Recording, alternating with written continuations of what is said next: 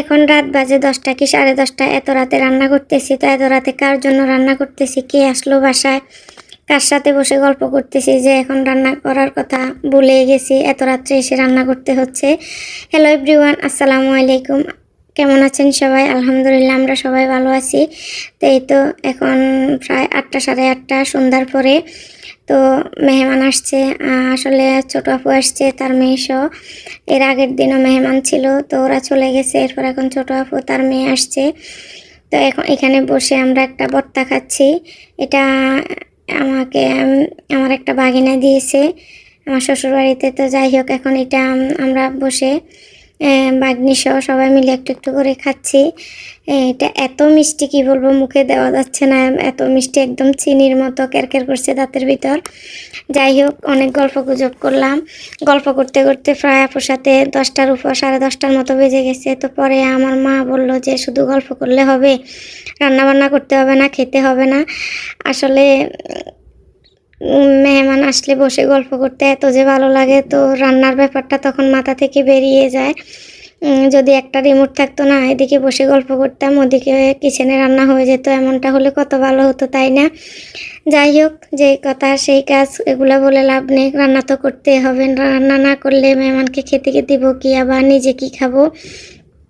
গল্প করতে হবে, সাথে রান্নাও করতে হবে। তো আমি এক পাশে মুরগির মাংস বসাই দিলাম, আমার মা সব কিছু রেডি করে দিল, সহজ করে দিয়েছে। আমি শুধু এই তো হাত দিয়ে নাড়াচাড়া করে একটু রান্না করে নিলাম।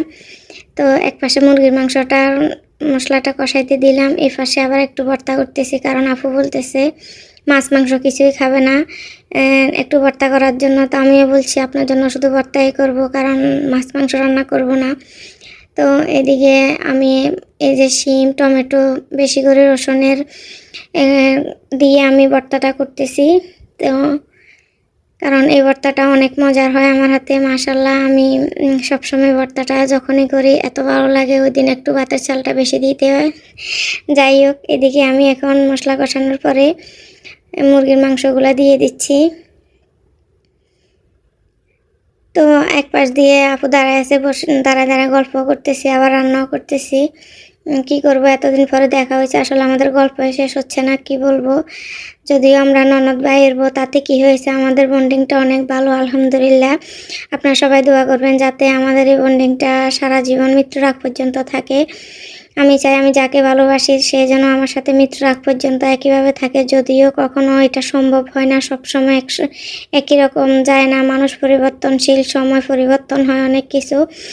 যাই হোক, তারপরে এখন পর্যন্ত আলহামদুলিল্লাহ সবার সাথে খুব ভালো সম্পর্ক, ভালো বন্ডিং, এইটুকু নিয়ে যাতে মৃত্যুর আগ পর্যন্ত থাকতে পারি, এটাই শুধু মহান আল্লাহ তাআলার কাছে চাওয়া।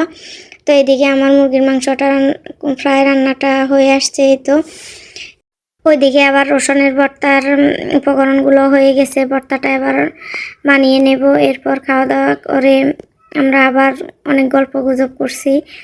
তো আজকের ভিডিওটা এই পর্যন্ত। যদি ভিডিওটা ভালো লেগে থাকে অবশ্যই লাইক কমেন্ট শেয়ার করে দিবেন। তো সবাই ভালো থাকবেন, সুস্থ থাকবেন। আজকে এই পর্যন্ত অনেক কথাই বলে ফেলেছি, যদি ভুলভ্রান্তি হয় অবশ্যই ক্ষমা দৃষ্টিতে দেখবেন। ওকে।